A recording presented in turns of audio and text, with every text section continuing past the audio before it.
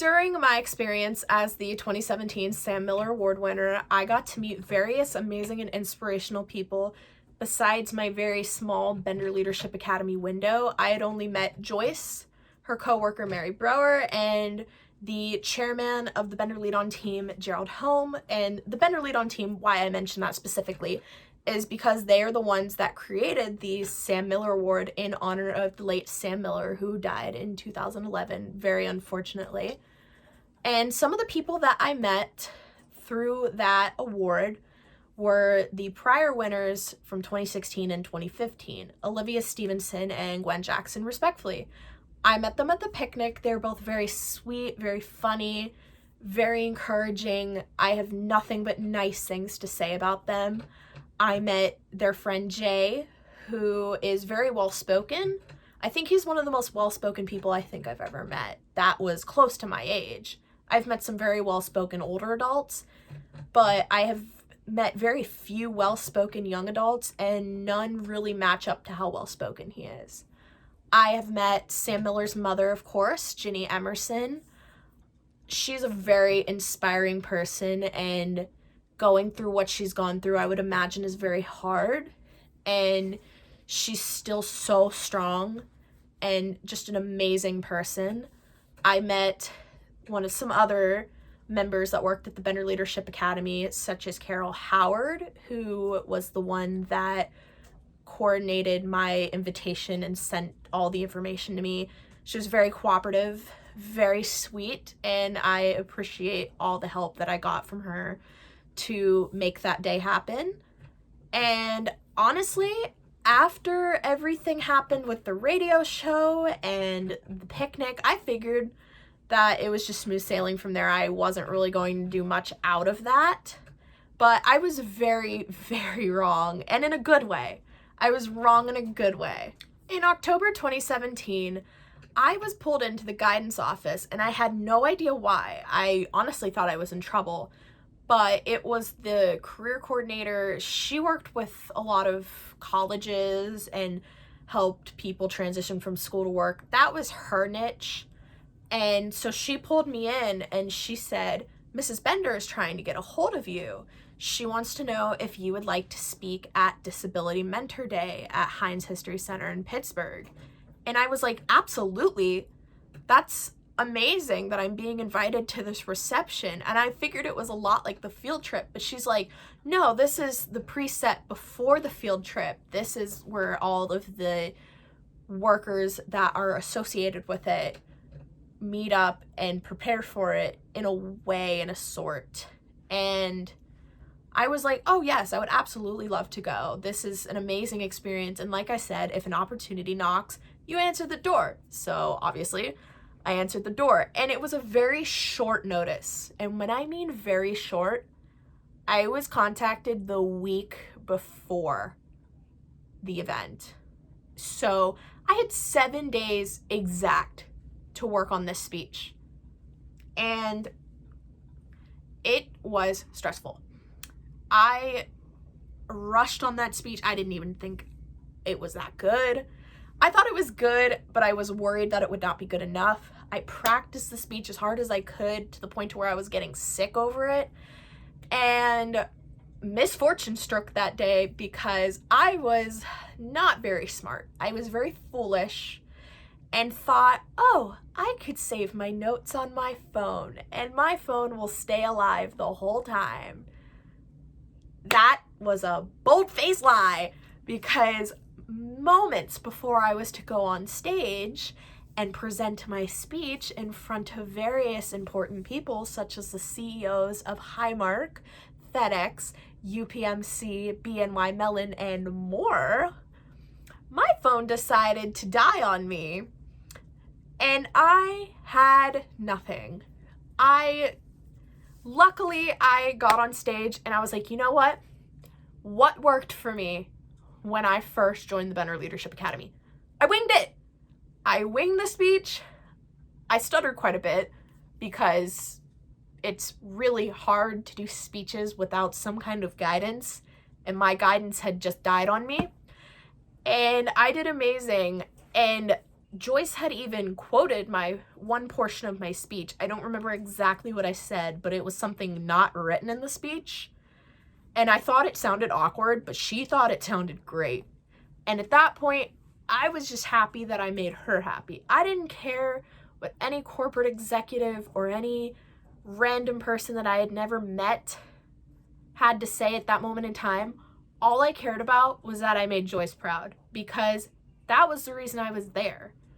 And that whole experience, although I wanted to curl into a ball and cry after my speech because I thought I did terrible, it was still an amazing experience. I got to meet new people, and I even got a job shadowing opportunity for this newspaper company called Public Source, which I ended up doing for my senior project. I went back to them. That was a great experience. That was when I met this lady named Hallie Stockton. She was very nice, very helpful, and I didn't expect to get any kind of contacts that day. So I'm holding this little card and I'm like, I just got a job shadowing opportunity.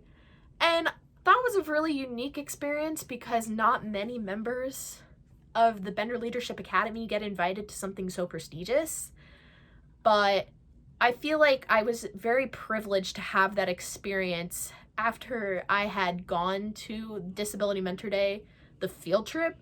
I got invited to the reception. I just thought that was extremely cool, and I would love to do it again. A month after the Disability Mentor Day experience was when my second year of the Bender Leadership Academy had started, and I was going into it as a returning leader. So I kind of knew what I was getting into, but I did have different topics for my speeches, and I was expected to help the newer kids kind of get into the whole groove of how everything worked. But on top of those responsibilities, I was technically the unofficial leader of my school's branch for the Bender Leadership Academy. I was like the president, as my sponsor would word it. She was new as well. She didn't really know what she was getting into because our prior sponsor had retired the 2016-2017 school year. And so she was replaced with my IEP writer, my special education teacher, who I interviewed, Mrs. Liptak. She made the whole experience so fun, by the way. She would take us to Starbucks after class, and it motivated us so hard to get going to these Bender classes, which they were already fun on our own, but we were getting Starbucks after, like, score. But she had very high expectations of me. She thought very highly of me. And she was like, I can trust you to be the leader. And I had one other person in that group that was a returning leader and 3 new individuals. The other returning leader wasn't really enthusiastic about school. He was kind of just there for the experience. But that's not to say that he was like dumb or anything. He was very smart, and he had more potential than I think he even realizes. And I loved having him as one of my returning leader colleagues, and he helped make the experience a lot easier. But there were still a lot of hardships. There was one meeting where I almost couldn't go because I was very sick, and my friends had FaceTimed me during their speech practice sessions at school, and they were freaking out. They were like, we can't do this without you. You better be there tomorrow. I'm like, I don't know if I'm gonna be there. I don't have a voice. Like, my throat is gone. I'm downing bottles of Dayquil like it's water. I don't know if I'm gonna be there. And I made it. I made my entire speech without coughing, by the way. Go me. But I was very unsure at that moment. But they proved me, they made me very proud. But there were a lot of scary experiences where I thought, oh, this isn't going to work, and it worked. And that whole returning leader, being the president of our branch of Bender Leadership, and also, like I said, being a returning leader, helped me become more noticed. And I actually got to speak as the keynote speaker in our graduation ceremony. And I don't remember. I originally was supposed to have a 2 to 3 minute speech, and I think I got a little bold and I might have ran my mouth because I don't know when to shut up sometimes.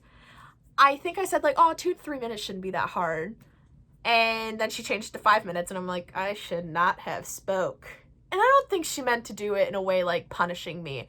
She was definitely trying to challenge me because I enjoy being challenged, and I saw that as a challenge. 5 minutes, I had to write 5 minutes worth of content for this speech. And I either talk for too little or I talk for way too long. And what happened when I did the keynote speech for graduation is I talked for 15 minutes. And I was holding us back from eating because I'm like, here's my entire life story. Thank you. Thank you, everyone. That's basically the speech. I don't know why I decided to tell my entire life story. You're going to have to go back in time and ask 17-year-old me. She thought it was a great idea. But I impressed her yet again. But even though my time awareness is god-awful, it benefited me very well in that situation. After my second year had wrapped up, I did not get to go back to the Bender Leadership Academy for my senior year because our advisor had moved a new group of kids into that spot. It was the sophomores. And the group that I had gone to the Bender Leadership Academy with, which were the 3 people my age, and we had 2 sophomores join us as well. They were really awesome, by the way. I hope they're doing well. But we were moved into a new program, which I'm not going to name because I did not enjoy the experience, but I do not feel like slandering it if other people that were in that program had a good experience. But I really did not like it because the thing with Bender Leadership Academy is they didn't dumb things down for us. They asked the questions as if they were asking any other individual. I felt that I was on an equal playing field and I was being asked questions that my neurotypical classmates would be able to answer, and it would be challenging for them as well. There were questions that Mrs. Bender would ask us, and I would sit there like, I don't know the answer to that. Let me think. I had to actually sit down and think. And this other program, our advisor claimed that it was going to be difficult. And I was like, I'll give it a try, but I'm really going to miss Bender Leadership Academy because I felt that I was important there. I was close with all of the faculty there. They thought very highly of me. So this transition was not something I was very thrilled about. And we got to the first class, and I know that there are some people that don't know how to do certain things. And I understand that that was probably a challenge for some people there, and I respect those people. But for me, getting asked or getting taught how to write an email step by step, broken down in the painfully simple descriptions, almost felt insulting to me. And I missed the level of complexity that Bender Leadership had. So I ended up quitting 3 meetings in because I wanted to make my teacher happy, and I was just like, I can't do this anymore. This is not something that actually feels beneficial to me. And I guess I could say I just really missed Bender Leadership, and I was kind of upset, but I know that I couldn't do it forever. And then I graduated high school, so as a college student, it wasn't something that I could have pursued anymore. And I ended up actually being wrong about that because when I started Project Divergent as a part of my social media course, my primary goal was to make a campaign about something that inspires me, something I'm very passionate about. Some kids chose eco-living, some talked about anxiety. There's a girl that did her project on diverse literature, which I thought was very unique and interesting. And of course, one thing I'm very passionate about is disability rights activism and talking about neurodivergency, because that is a core part of my life, whether I'd like to admit it or not. And one of the things that I knew is I had these connections that would make amazing content that I feel that other people would be interested in. Maybe that's bold of me to assume. I don't know. But after that, I had got in contact with Mrs. Bender again. I said, hey, I wanted to have you be a part of my project as you helped me start my platform, and I feel that you told my story well, and I feel like I should repay you the favor. And she was very adamant about it. She was very excited. We had a 20-something minute call about it that I turned into a podcast, which I will be posting at some point if this is posted before the podcast. And honestly, that was a very good thing because we started talking about possibly collaborating yet again, and I might be featured on Disability Matters again, and I might go to Disability Mentoring Day 2021 later in October. If that happens, I will definitely keep you guys posted because that is a very big experience, but it's still in the planning process. Now, I know this is just my experience. I know other people have probably had different or worse experiences than me, which would be very unfortunate if they had a bad experience because this program has helped thousands. I can't fathom the idea of someone actually having a bad experience. I can't process that. But anyways, you're probably wondering, how can I start my experience? How can I experience what Caitlin has experienced? And even though it's a little different from the exact way that I experienced things way back in 2017, you can actually check out their website at benderleadership.org. They have various resources and they talk a lot about how to handle the transition between school and work for all ages. It's accessible to all. And one thing that I do want to challenge everyone to do, if you got to this point in the video, good for you. Thank you for listening to me ramble. Now, what I want you to do is to go to the Bender Leadership website, which will be linked in the description below. I will be linking a pledge called the Slaughter Stigma Pledge, and it is to basically be a disability ally and be a positive role model and basically to end the stigma surrounding disabilities. I would want at the very least, one person to fill it out so I can say I've reached my goal. If you do fill it out, I would love if you left a comment saying that you did. I will definitely do everything in my willpower to check these comments. And I appreciate everyone for watching this and everyone that participates in signing the Slaughter Stigma Pledge. Until then, stay golden, everybody.